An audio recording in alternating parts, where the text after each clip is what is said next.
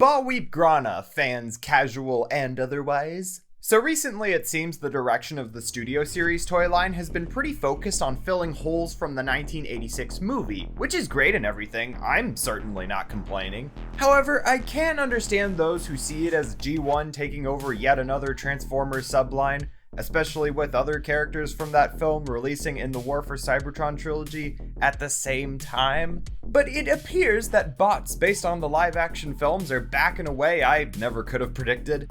You see, when the Bumblebee movie released in theaters, there wasn't really much of a collector-based toy line at the time. There were 3 Studio Series toys, all of whom looked to be based on unfinished concept art and were easily the low points of the collector-grade figures for that movie. And all the rest were basically basic plastic packages for little kids. Which is valid, you know, but it sort of bummed me out how the previous live-action films got a huge amount of toys, of characters ranging from main to cameos. They were even making toys of characters who weren't in the movies. I just didn't feel like Bumblebee was getting the same toy love as Revenge of the Fallen, you know? But then that's when we got word we'd be getting figures of robots from the first 2 minutes of the movie. Wheeljack, Ratchet, all of them. I never saw that coming, and neither did you. So let's catch on with Studio Series Brawn.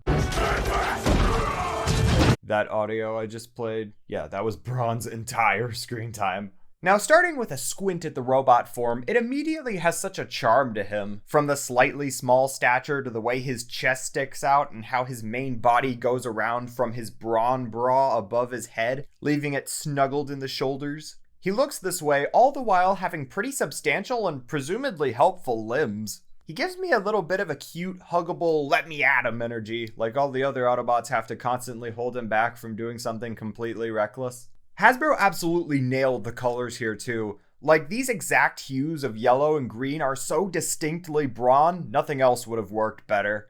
And look at that complete dome of a head. Brawn's noggin just always looks so funny and slightly daft, like Juggernaut. I guess the face may be over-sculpted for some, but it does seem accurate to the promo art, and at least all the details look clear and refined. I love the uniform roundness to the design, basing itself on curves, and the figure serves some great sculpting throughout, including some more subtle detailing that doesn't overwhelm. Look at me, sounding like a friggin' nerd. The articulation is standard for a 2022 Transformer, which is to say that it's pretty great. I'm super into the fact that almost every figure, at least a Deluxe, has an ankle joint now. But bustling onto Brawn's blaster, it looks nice and detailed, although it is a little indistinct. I don't really think of Brawn as being a blaster guy. Mind you, I don't know anything about Brawn. But he does come with this sharp, silvery drill thing that pegs onto the top and gives it a bit more individuality. Just like Ratchet, you can store the blaster on the back, which I appreciate. However, considering how hunched he is, it looks comically too high above his head, like he's cosplaying Day Trader. He's also got peg holes at the bottom of his feet for some reason, and wait a minute. Gaps in my $20 toy? God, it's like Hasbro just doesn't even care. Despite the small deluxe package and the not too transformery limbs, this is far from generic or plain. There's so much character in this design, it's immediately intriguing. He looks almost like something out of the 2005 film Robots. I mentioned that movie in my Ratchet review too. That's right, this is a Robots YouTube channel now, and it's your job to be okay with that. Transforming Brawn is nothing short of a hoot, tucking the arms behind his back and opening up his hunch. I'm particularly taken by how the legs do this shin front flip. It's so satisfying. And would you, if you will, get a load of this cute cruiser?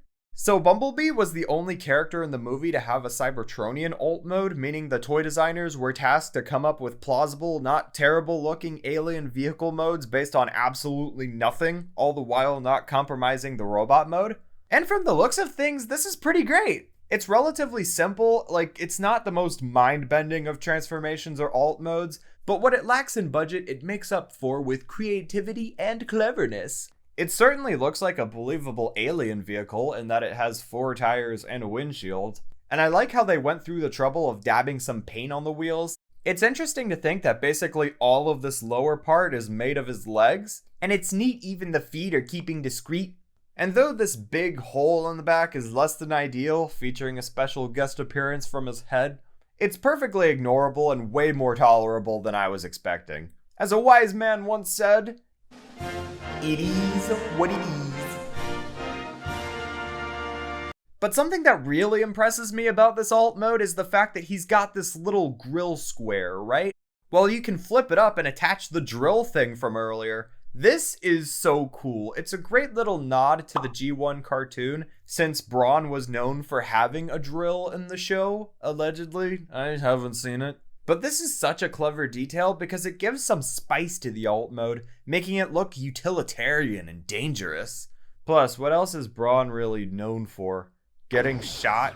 You can also place the blaster on top of the world's tiniest peg. It'll fall off if you look at it wrong, but at least the overall look isn't completely ridiculous. This actually looks like it'd be pretty effective ramming through the battlefield, drilling Decepticons in their lower shins. There are a few gaps in the alt mode if you're really looking for it, but that doesn't even come close to touching how much I like this. It's a cute little hump of alien robot war car, and it fits in very colorfully along his auto comrades. Assembling this little team has been as great as it is very strange. I just really wasn't expecting these toys to pass into the physical realm, having about 2 minutes of screen time and no on-screen alt modes. It's very weird that these exist at all, you know, like me. But I'm super happy they do. They've all been so good so far. And Brawn here is probably the best toy of this character ever, at least officially. What I'm saying here is that Brawn is what we in the biz call a good boy.